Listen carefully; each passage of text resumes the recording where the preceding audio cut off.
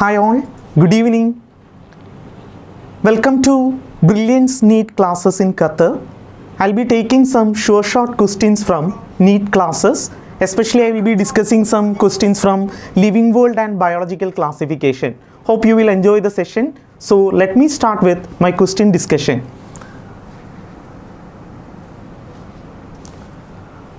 So first chapter in biology, living world. So I will be discussing some short areas where you can score well, and we will be also recapping some areas in this discussion. So coming to the first question, which statement is false about the growth shown by non-living objects? So in the beginning of the chapter, the first topic is growth. The criteria of identifying a living organism, some characteristic has been given. In that, the first characteristic that is given in living organism is growth. You know what is growth? Growth means increase in mass, increase in size, increase in volume. All that only we consider as growth. Then there is a question in that whether growth is a defining feature of living organism. In that you should understand growth is not a defining feature of living organism. It's just a character. And the main point in that is growth in living organism is always from inside. That is called intrinsic growth. And in that you can see animals will be showing determinate growth. They will be growing only up to a particular age. After that the growth in animals will be ceasing. And in plants you can see they will be growing throughout the life. So growth is just a character. It's not a defining feature. And the growth is permanent also. So in non-living objects, let's take all these statements and check which one is actually incorrect or false with regard to non-living objects. First one, the growth occurs from outside. That is correct. In non-living organism, the growth is extrinsic. Extrinsic means by deposition of substance from outside is called extrinsic growth. And the second you can see, the growth is reversible. In case of non-living, we can take it as reversible. But in case of living, it is irreversible. Then the growth is due to accumulation of materials on the surface. In NCERT, they also stated that growth in case of non-living is always extrinsic. Especially they said about sand dunes, mountains, etc. All these are actually growing by deposition of substance from outside. Then the growth is intrinsic. So intrinsic is not a feature of non-living. Intrinsic growth is found only in living organism. So please do remember, in living organism, the growth is always from inside. That is called intrinsic growth. Yes, very good. Hafiz have given the answer immediately. So let me go to the next question and the next topic also.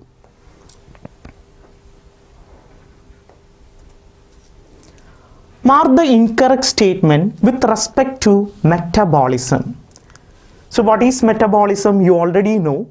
It is one of the defining feature of living organism. In every cell if you are taking, if it is a living organism, two twin characters I can tell. If you want to tell something is living, surely it should have one cell. One cell should be present. So all living organisms are made up of cell and cell products, that you know. So one of the important defining feature of a living organism is cellular organization. Not only that, in the cell, it should also possess metabolism. Metabolism means what? It's the sum total of all the chemical reaction. In that itself, the constructive process is there, where you can see small substance will be combining to form a big molecule. That only we call it as what? Anabolism. Example in photosynthesis, you can see carbon dioxide and water is combining to form carbohydrate. Similarly, in the cell you can also see there are destructive process also, where big biomolecules are broken down into small particles. Like this, the destructive process that is occurring in a cell is called catabolism. So sum total of all these constructive and destructive process in a cell is called metabolism. So it is one of the defining feature of living organism. So if you take any living organism, two things should be present. One is it should possess a cell, that is cellular organization. Second, you can see inside the cell they should have some metabolic reaction or chemical reaction. So let's take this statement and check which one is incorrect with regard to metabolism. First one, Microbes exhibit metabolism. That is correct only. Microbes are living organisms. They exhibit metabolism. It is a property of all living organisms. If you take any living organism, it's a main property that is seen in every living organism. Metabolic reaction can be demonstrated in vitro. Even some chemical reactions we can conduct outside the living system in a test tube or something with the help of enzymes and all. But these reactions are neither considered as living or non-living. So these first three statements are correct, and the last statement is actually incorrect. They said that it's not a defining feature. Actually, metabolism is a defining feature of all living organism. Hope you understood. Very good. So many have answered. Sri, Abin, Abdul Salim all have given the right answer. Very good. So let's go to the next question. Which of the following is incorrect for reproduction? So I am going to discuss about reproduction and certain statement coming under reproduction, especially the third topic that is coming in this chapter. So reproduction, you know what is reproduction? The process by which an organism gives birth to young ones or new ones. That is what we call it as reproduction. Two types of reproduction is there, asexual and sexual reproduction. So in that itself, some examples only is given in this chapter. So some important statement that is coming in this chapter, let me discuss regarding reproduction. So in reproduction, that topic they have given one point. In unicellular organism, growth and reproduction are synonymous. Synonymous means what? Same. So in unicellular organism, you should understand the growth is measured by the number of cells. So when they are actually growing, the cells are dividing. The second thing you should understand, when they are growing, they are reproducing also. So growth as well as reproduction is said to be similar in case of unicellular organism. So can you give the answer? Hafiz. Hafiz has given some answer. Abin also. So what is the answer for this? So first point, unicellular organism reproduce by cell division. That is a correct answer. Reproduction is a character of all living organism. This is actually incorrect, because there are many organisms they cannot actually reproduce. For example, you can see mules or else worker bees, even some human couples, if you take, they are infertile. So in that case, we can't tell they are non-living. So if you want to tell something is living, they should have metabolism as well as cellular organization, but reproduction is not a defining feature. So this second statement is actually going wrong. Then unicellular organism growth and reproduction are linked together. So that is correct only. That means they are synonymous or same. Non-living objects are incapable of reproducing. That is also a correct statement. So in that, the second option is actually going incorrect. Hope you understood, Sri, Hafiz and all. Shall I proceed? Have you got it? Can you please comment?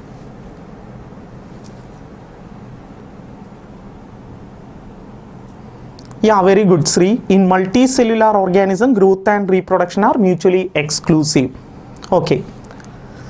Now, the organism showing fragmentation type of asexual reproduction. So, you know what is fragmentation? In fragmentation, you can see an organism will be splitting into 2-3 pieces or fragments like this. And each fragments will be growing into a new individual. It is seen in some fungi, filamentous fungi and all. You can see they will be undergoing fragmentation. Even filamentous algae. So some filamentous algae is example. Let me tell from plant kingdom chapter, especially Spirogyra, Cladophora, Ullothrix. All these are some filamentous algae. Again, we will be discussing all these in plant kingdom chapter. So you can write and keep it Spirogyra as well as Ullothrix. Then Chara, Cladophora, all these if you are taking, these are filamentous algae, they will be undergoing some fragmentation. Then Protonema of Moses. So what is Protonema of Moses? Let me tell.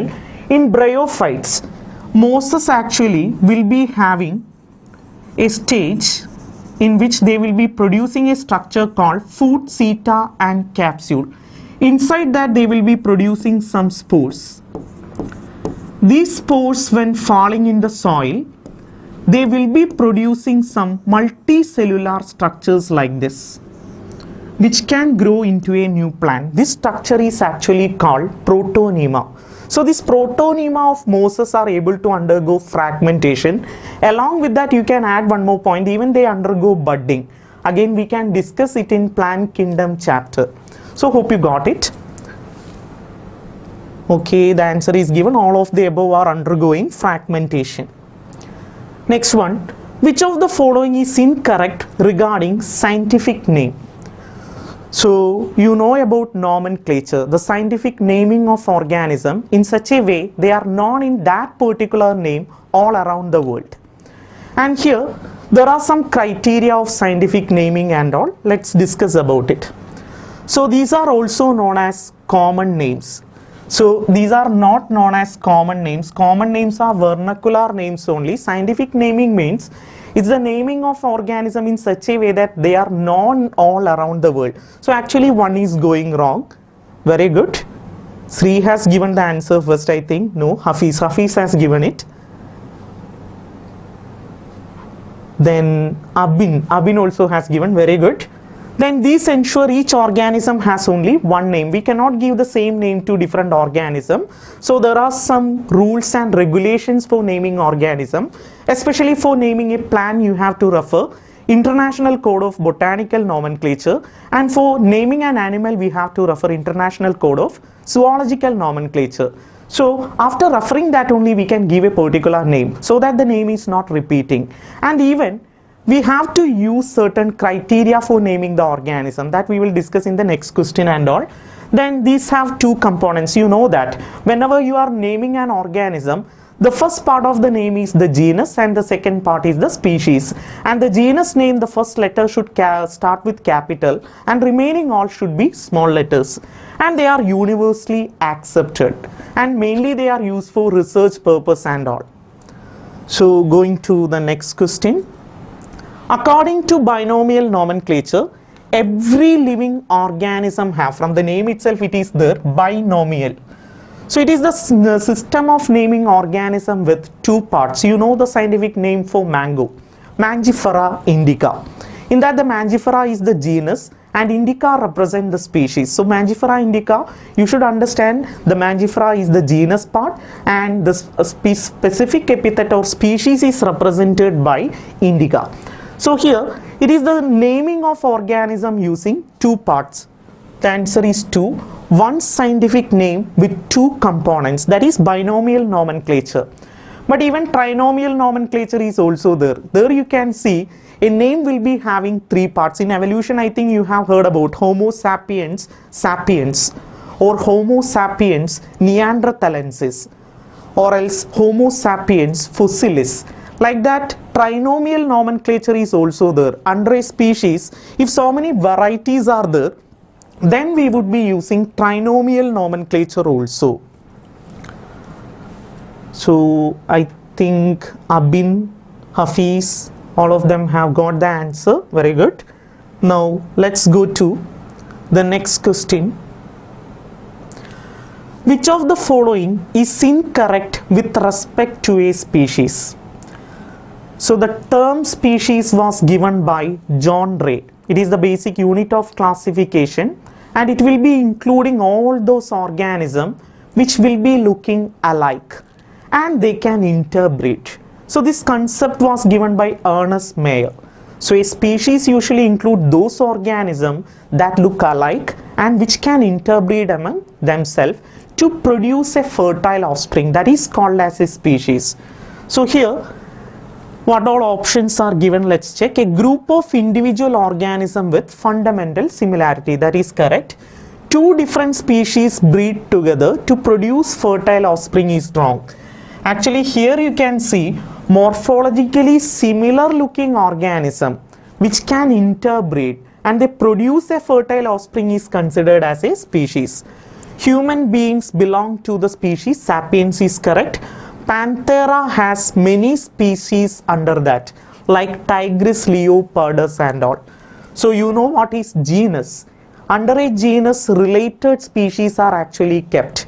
For example, tiger, lion, leopard, all these are coming under the genus Panthera.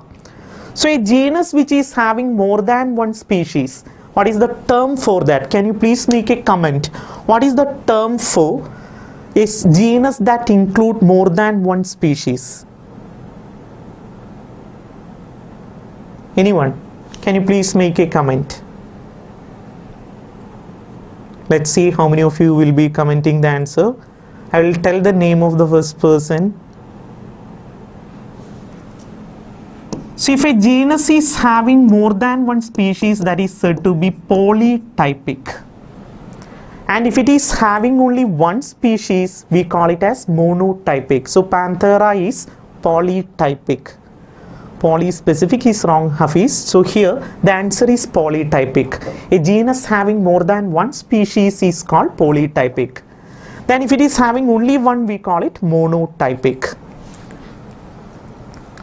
Now, which of the following features are not shown by scientific names of various organisms?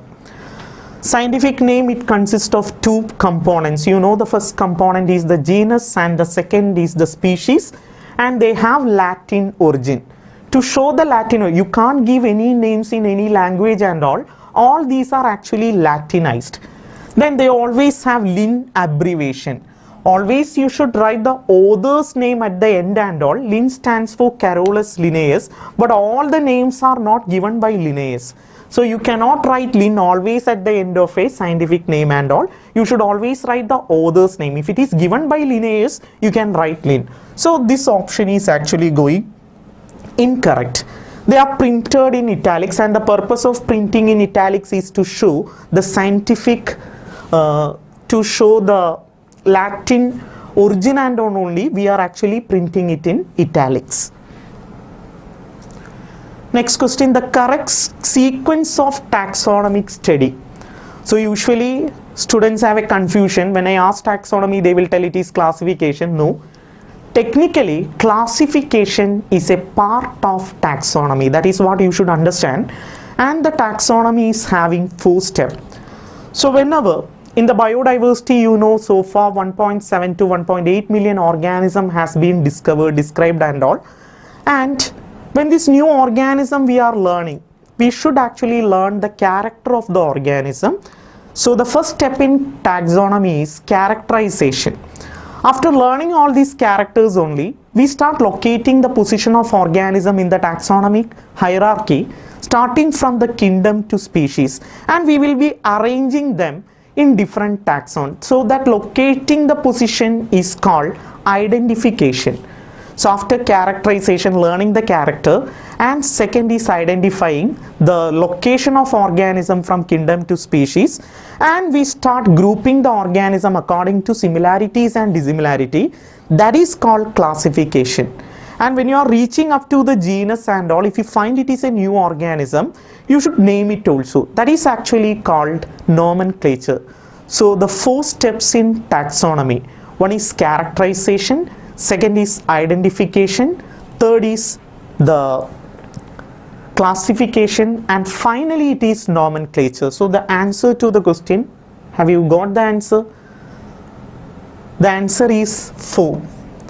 Characterization followed by identification, classification, then nomenclature. You commented, you know that, but commented it as 3. First it is not nomenclature, first it is characterization, identification, classification, and finally it will be nomenclature. The next one, what is taxonomic key? So next discussion will be regarding what is taxonomic key. So taxonomic key means it is for analysis purpose. I already said in taxonomy, for locating the position of organism under each taxonomic key. Very good. First comment was given by Sri Abin Abdul also. So taxonomic key is mainly used for identifying various organisms. So under each taxonomic category, for locating the position of organism only we are using taxonomic key. So one taxonomic key I will show, the taxonomic key for identifying kingdom. So if you want to identify the kingdom of an organism, a specimen that you got and all, you can use a taxonomic key like this. In that it will be given, first there will be a statement with some contrasting character cell type. For example, it is given as prokaryote and eukaryote. Can you please tell what is this set of statements called? Please make a comment if you know that. So if it is prokaryote, what you got, you will be placing it under kingdom Monera. And if it is eukaryote, you will be again making two set of statements, that is unicellular and multicellular. So this set of contrasting statements are actually called. Sir, can you explain again? I don't understand. Okay, what is a key? Key is mainly used for identification purpose. Identification means to locate the position of organism. For example, there is kingdom as well as division, class, order, family, genus, species. So if I got an organism and I want to actually locate the position of organism from here to here, so first I will be checking the organism which I got, where I have to place it. Should I place it in Monera? Should I place it in Protista, etc.? So I will be using a key. So using this key I can locate it. So I am taking a key for kingdom to locate the position of the organism. For example, if it is say prokaryote, I can place it under kingdom Monera. And if it is a eukaryote which is unicellular, I will be placing it under Protista. And if it is a multicellular organism, then I will be checking the cell wall. In cell wall itself, two types are coming, and if the cell wall is actually present and if it is made up of chitin, then we will be placing it under fungi. And if the cell wall is present and if it is made up of cellulose, we will be placing it under plantae. And if the cell wall is absent, we will be placing it under animalia. So like this you can see two contrasting characters that are coming, that is actually called couplets. In that each statement is actually called as a lead. Hope you understood.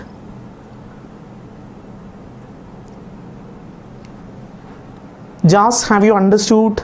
Yes. So here you can see these two set of statements together, only we call it as a couplet. In that each one is called as a lead. So keys are used for identifying the organism under each category. So under kingdom category, I will be checking under which taxon I have to place the organism.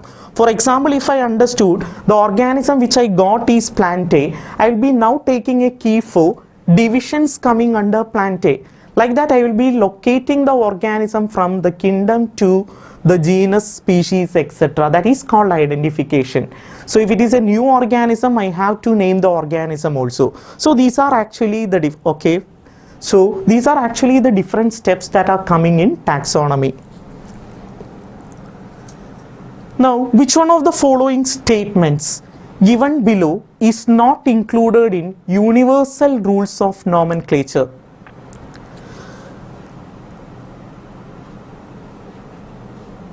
So here first statement, generic name and specific epithet should be Latin words. Generic name is immediately followed by taxonomists who described it firstly. This is actually wrong. So if you are naming the organism, first is generic, second is specific, and last is the name of the author. So the second statement is actually going wrong. Very good. So many have given the answers and all. Now next one. Match the following column. Column 1, binomial nomenclature. You know the father of taxonomy, that is Carolus Linnaeus. And generic name, one genus name that is given here, that is Mucidae. Then generic name is Panthera. The family that is given here, that is Mucidae. Then Systema Naturae, that is also actually Carolus Linnaeus. So the answer A1, B3, C, C3, D1.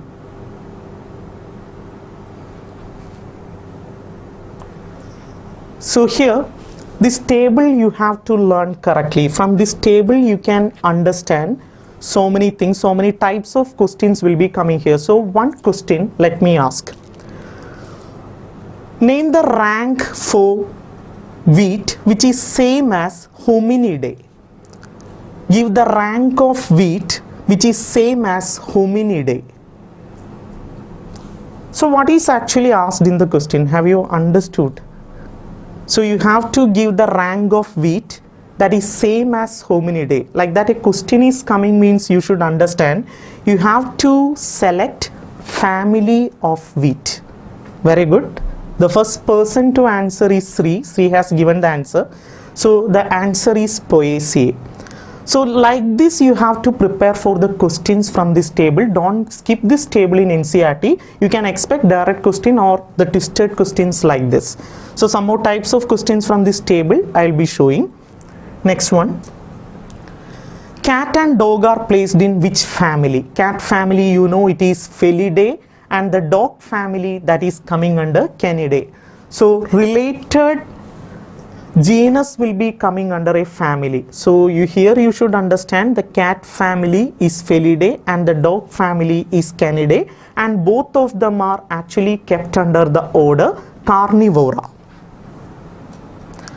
So this is an extract taken from all the examples given in NCERT. It will be better to learn this, so that by learning this chart you can remember all the example. You know all the definitions that is given in NCERT. For example, related species is kept under a genus. For example, Leo, Tigris and Perdus, they are related and they have been kept under Panthera. Whereas Felis and Panthera, so much character similarity is there. That is the reason both of them are kept under Felidae, the cat family, and the dog family is Canidae. Canidae and Felidae, they have been placed under Carnivora. And Carnivora, Primata, which include humans and all, they have some character similarity. That is the reason they have been coming under Mammalia. Then you already learned animal kingdom. In that you have learned about the aves, reptiles, amphibians, etc. Because of the character similarity with a notochord and certain features, they are coming under Chordata. Non-chordates and chordates have been kept under Animalia. So here is the definition of species, genus, family, order, class, phylum as well as kingdom. So related species is kept under a genus. Related genus is coming under a family, related family under order, related order is kept under the class, and related class under the phylum, and related phylum under a kingdom. So above the kingdom one more is coming that I already said in biological classification chapter, that is domains. That also you should remember. Related kingdoms will be kept under domain. Hope you got it. Then please remember the suffix also that is given in the plants and all. For example, in case of family, so here Tuberosum nigrum and Melongena, they are kept under the genus Solanum. Solanum, Datura and Petunia, you can see because of character similarity they have been kept under the family Solanaceae. So the families are actually ending with the suffix ACAE, as well as you can see the order is ending with the suffix ales, and you can see the class is ending with the suffix AE. So all these suffix also you have to note. With that also the questions are coming. Now let's see the next question related to that. So in taxonomic hierarchy, which of the following groups of taxa will have less number of similarities? So from here itself one more thing you should understand. Maximum similarities will be seen in the species, in between the species. So in between the species only maximum number of character similarity can be observed. So when you start moving from species to kingdom, number of characters that are common among them will start decreasing. Because of that what happens? Because of that, the complexity of placing the organism, the confusions will be arising, where to place this organism and all. So you should understand, when you start moving from species to kingdom, there will be a lot of confusion, or the complexity of classifications will be increasing. So what you should do in this question is, Find the highest order. Can you give the answer?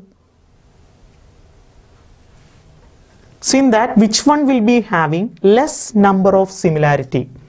That means out of this you should find the one which is having the highest position. Solanaceae, Convolvulaceae, Poaceae. You know that these all are family. Polymoniales, Poales and Serpindales. Order. Then this is genus and this is species. So which is having the category, highest category? Is it family or order? Sri has told it is the first one. Is it? Yes, Abin Abdul have given the answer. Sareem Imam also. Very good. 2 is the answer. So here you can see order. That is having the highest position in the taxonomy category out of all these. So that will be having the least character similarity. So this is how you have to prepare for the NEET and all. Hope you understood. Now taxonomy category which comes lower to the rank of class. So below the rank what all are coming? You can see order, family, genus and species is coming below the rank. So the option is 2. Now a place that is, so coming to the last part of the chapter, that is taxonomic aid. Taxonomic aid means for this taxonomy, in order to classify the organism, characterize the organism, learn about the organism, we need some specimens and all. That is called taxonomic aid. So first taxonomic aid that we will be discussing is a place used for storing, preserving and exhibition of both plants and animals. So where we will be keeping both plants as well as animals? In museum. In museum only we will be storing, preserving and exhibition of both plants as well as animals. The problem of classification becomes more complex. Just now we discussed the same. As you move from species to kingdom, number of common characters among these taxons will be decreasing. So the complexity of classification will be increasing. So the problem of classification will become more complex as we move from species to kingdom. Now next one, National Botanical Research Institute, that is located in Lucknow. Then Indian Botanical Garden, that is located in Howrah. These are all key points that you should learn. Then the index to the plant species found in a particular area. So when you are going for some plant collection and all, you will be carrying some books that will be having information about the plants in a particular area. That is called flora. Then the information about any one taxon. So a booklet that is having information about only one taxon, the full taxon. For example, the fungi that is found in Western Ghats or certain area like that, that is actually called as monograph. Okay, Abin has given the answer. Then which of the following is useful in providing information about the identification of names of a species in an area? So in a particular area, names of a particular species and all, whether it is plants or animals, to detect that you can use manuals. So that's all about important questions that will be coming from the Living World chapter. Some more questions let me ask. You can make a comment. The first question, life is an underlying interaction and the interaction will be starting from dash level. Can you give the answer? In NCERT, there is a line, life is an underlying interaction. So from where this interaction is starting? Options, atoms, atoms, cell organelle, cell or tissue. Which level it is starting? Sarim has given the first answer. It is starting from subatomic molecular level. One more question. Let me check. Are you reading the NCERT? Every living organism share the same genetic material. Which is the genetic material shared by all living organisms? And it is also said that it shows a lot of diversity. Is it true? Does it show diversity or is it having the same information? And which genetic material is shared?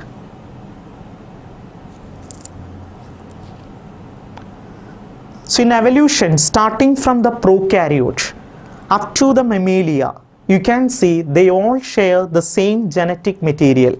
And NCERT also stated that it have a lot of diversity. That means a lot of variations. So that is DNA, that is the genetic material shared by all living organism. True statement. Okay, Hafiz has given the answer. Very good. So that's all about the sure short questions and areas from Living World chapter. Hope you understood, and a short revision also we have done. First living organism, first life RNA was the genetic material, but I will tell the first cellular form of life, the genetic material was not RNA, it was DNA. Now I'm moving to the next chapter. Hope you understood and got it. Next is biological classification. Some questions from biological classification. Even I will give some tips and all how you can learn the concept easily. Especially the fungus and all, children are telling a lot of things are there. It's very simple only. There are some shortcuts to learn it. In members of which kingdom nuclear membrane is absent? Nuclear membrane is actually absent in Monera because Monera include prokaryotes. In Whittaker's classification, prokaryotes are placed under kingdom Monera. Very good. And remaining all you can see, all of them are eukaryotes. Now, next question. In 5 kingdom classification, the kingdom that include the blue-green algae, nitrogen fixing bacteria and methanogenic archaebacteria. So which one is actually including all these? Here also the answer is Monera. The kingdom Monera has been divided into 2. When Carl Woese was classifying, he made it 6 kingdom. And here the kingdom Monera is including archaebacteria as well as eubacteria. So under archaebacteria he was keeping halophiles, methanogen, thermoacidophiles like Thermus aquaticus, and in eubacteria he was keeping bacteria, cyanobacteria as well as mycoplasma. So all these bacteria is coming under kingdom Monera only. Then one question let me ask from NCERT. Which kingdom has both together amoeba and paramecium along with Chlamydomonas and Chlorella? It's a previous year question. In that previous year question, option included the Plantae, fungi, Protista, Monera. Which one you will choose? Chlamydomonas and Chlorella. You are learning it in plant kingdom also, but they have been now removed from this plant kingdom and they have been now placed under which group? Very good. So the first answer was given by Sarim Imam. Very good. So answer is Protista. It is in Protista this organism has been placed under. Now an easy tip to learn this 6 kingdom classification that has been proposed by Carl Woese. So Carl Woese actually divided 5 kingdom into 6 kingdom, and even he divided into 3 domains also. So next is 3 domains. So from this also you can actually get a lot of question. It is better to make some notes like this and all. It's very useful for remembering. For example, he was dividing kingdom Monera into 2. So here kingdom Monera has been divided into 2. First one is archaebacteria and second one is eubacteria.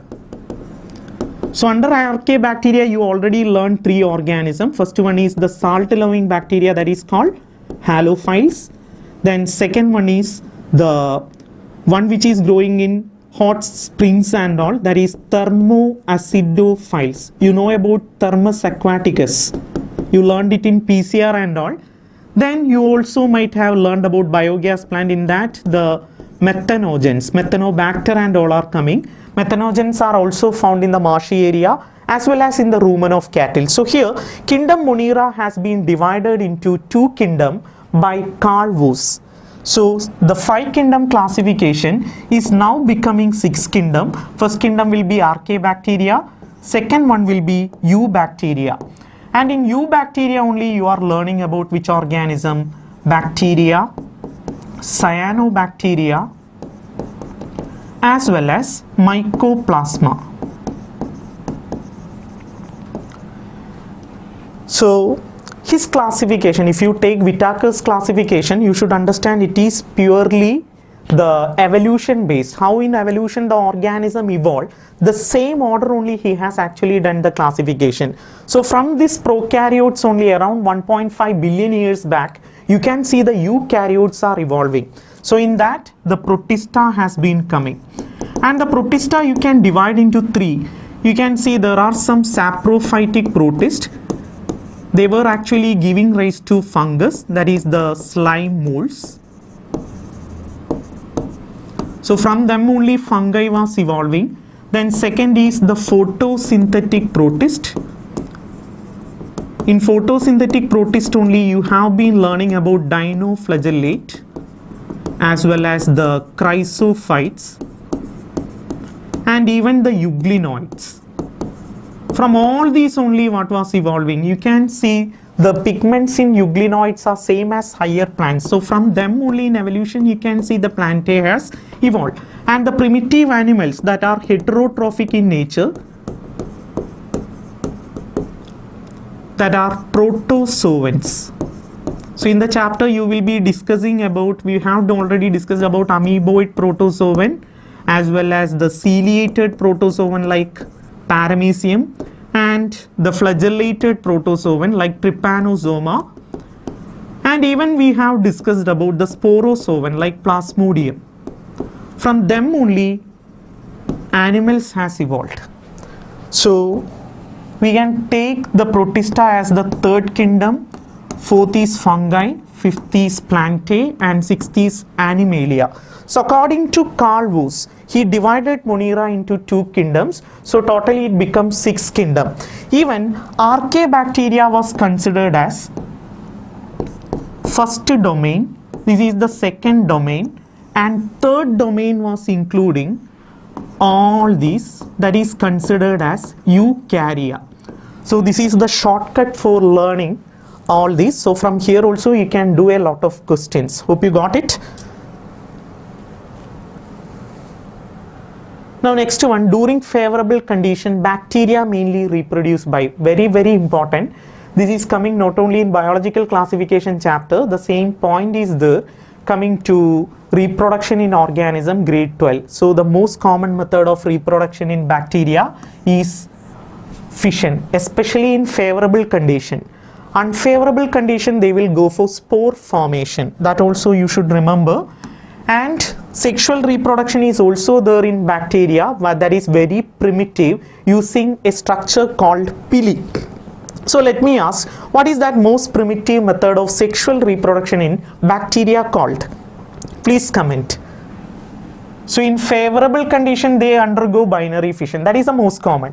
Unfavorable they form spore, endospores are found.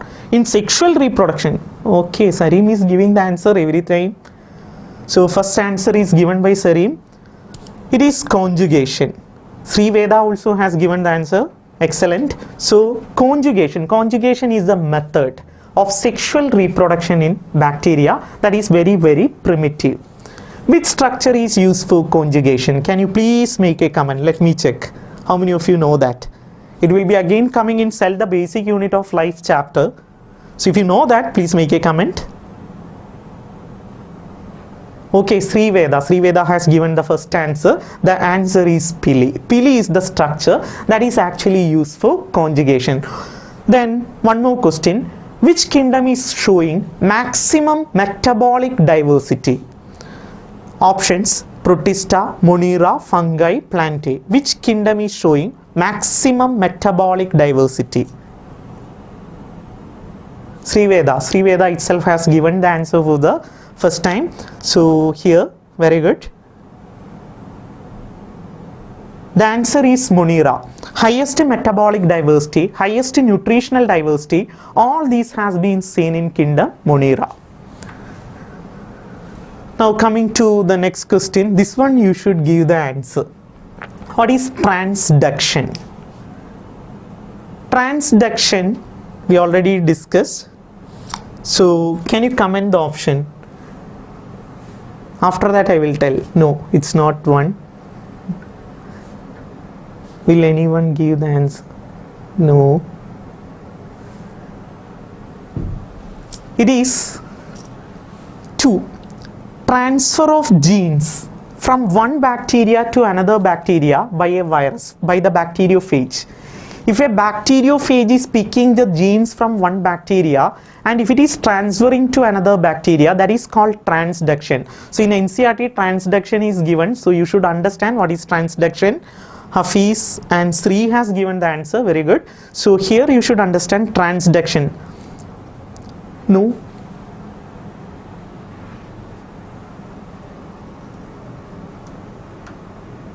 Sorry, answer is 1 itself.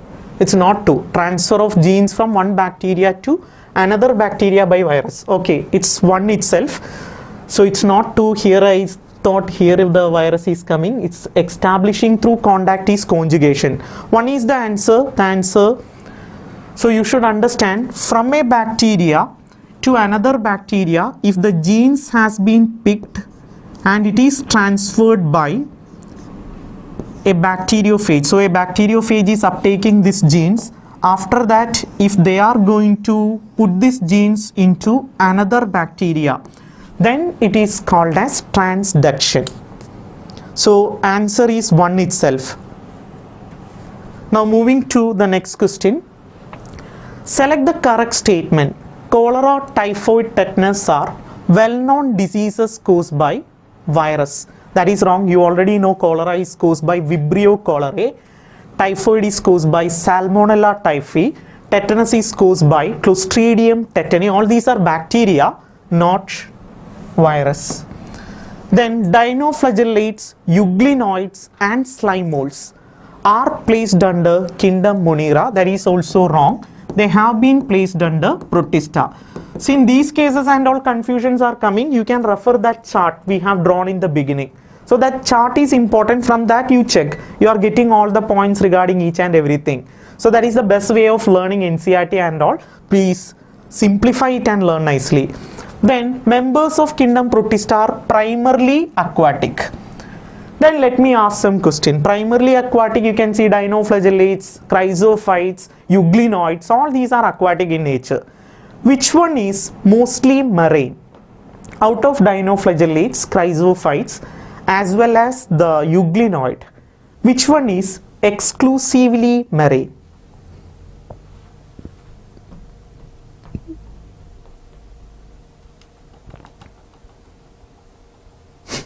Sareem, dino thing. It is dinoflagellate. Comment it like that. Okay, dinoflagellate. It is exclusively marine. Then one more question. The one which is found purely in stagnant water and freshwater or stagnant water, the one which is found is dash. Dinoflagellate, chrysophytes, euglenoids, all the above. Which one? Which one is actually found? Okay, Euglena. Sareem has given the answer. So the answer is Euglena. Euglenoids are purely found in the freshwater and stagnant water. Then dinoflagellates are the chief producers in ocean is wrong. The main producers in ocean is diatoms. And they are non-motile. They are found in both freshwater and marine water. Then select the incorrect statement. Nostoc and Anabina have heterocyst for nitrogen fixation. I think you do remember that structure. There is a big cell that is heterocyst. And inside the heterocyst only you can see there is an enzyme. That enzyme which is coming inside, what is that enzyme called? Nitrogenase. With the help of that enzyme, they can convert atmospheric nitrogen into absorbable forms and all. Then cyanobacteria often form blooms in polluted water. That is also correct. Heterotrophic bacteria are more abundant in nature. So if you take bacteria, the majority of bacteria are heterotrophic and decomposes. Like that one line is there. So please read the NCERT and come through that. Then cell wall of mycoplasma are made up of chitin. Already all have given the answer. Very good.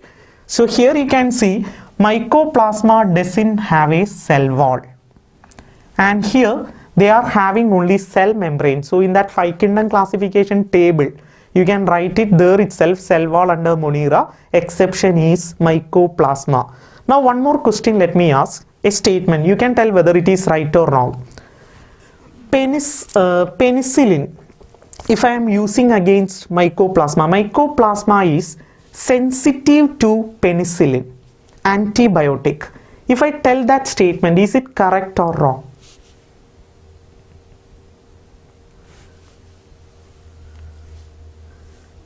Fourth statement is incorrect. Mycoplasma doesn't have cell wall. False. Why you said it is false? Sri Veda said false. And okay, why? Why it is not sensitive to penicillin?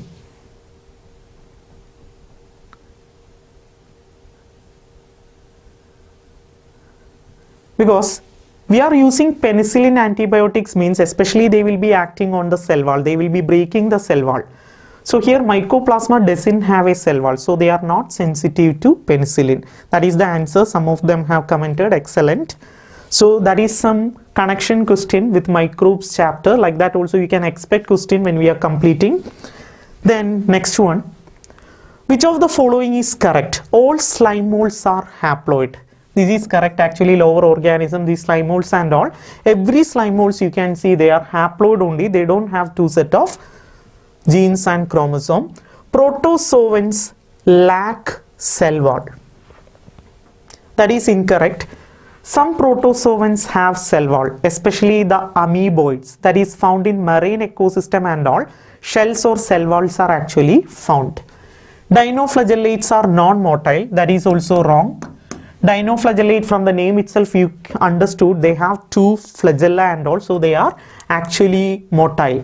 Pellicle is absent in Euglena. Euglena doesn't have a cell wall, instead they are having a protein coat that is called pellicle. Now let me give a table showing how to learn about the fungus very easily, and this will be the last part. From that table itself you can learn so many topics very easily. So when you are learning about the fungus, usually students will be telling, sir, we are getting confused with the questions and all. So how to learn the fungus part very easily? So a small table, you can take it down. So here from that itself let me show some question. Fungus, you know, it is divided into phycomycetes, ascomycetes, basidiomycetes, as well as deuteromycetes. Then what are the names that is given to these fungus? Phycomycetes, you know, it is also called as which fungus? Algal fungi. And ascomycetes, it's called as sac fungi. Basidiomycetes is the club fungi. And deuteromycetes is the fungi imperfecti, because they lack sexual reproduction. Then here, if you take all these fungus, in phycomycetes only you can see the hyphae is having like this condition. This type of hyphae is called aseptate hyphae and it is multinucleate, so it is cenocytic. Whereas remaining 3 fungus, if you take the hyphae, you can see it will be having some cross walls and all. So like this cross walls are coming, we call it as septate. So this is the first thing you have to write about the fungus. Then second part, coming to reproduction. Here is the area a lot of confusions will be arising. So in all the fungus you can see vegetative reproduction, there is fragmentation. All these group will be undergoing fragmentation. In ascomycetes only the unicellular fungus is coming, that is yeast. It will be undergoing what? Budding. And I will tell how the questions are coming. You can check the answers from here itself. So when you are doing some question, first you can keep this table, learn it nicely and keep along with you and do some questions. Slowly you will get memorized to that. So this is the easiest way of learning the fungus, the 4 groups and all. Then you can see asexual reproduction. Asexual reproduction in phycomycetes is by the motile spore, that is zoospore, and aplanospore. both these you know they are endospores. Then ascomycetes you can see it is by exogenous spores, that is called conidiospore. Conidiospores are exogenous. Basidiomycetes there is no asexual reproduction. Deuteromycetes is also conidiospores. This is also externally producing spores, exogenous. Then sexual reproduction if you take, you can see here there is zygospore. Zygospore is endogenous. Then here ascomycetes you can see it is ascospores. Ascospore is also endogenous. Then basidiomycetes there is basidiospores. Basidiospore there is exogenous. Then here there is no sexual spores. So this table first of all you make, then write all the example, then you can solve n number of statements from here very easily. For example, I am writing some examples here. Rhizopus, albugo, mucor, or here penicillium as well as claviceps. Then basidiomycetes I am putting some fungus like agaricus or ustilago. Then here alternaria. I haven't written all the example, it is best you complete it. Now some question, are you going to get it and all? Let me check. First question, agaricus asexual reproduction is through exogenous spores. Is it right or wrong? Like that, when a question is coming on a sudden, don't get confused, try to check this table.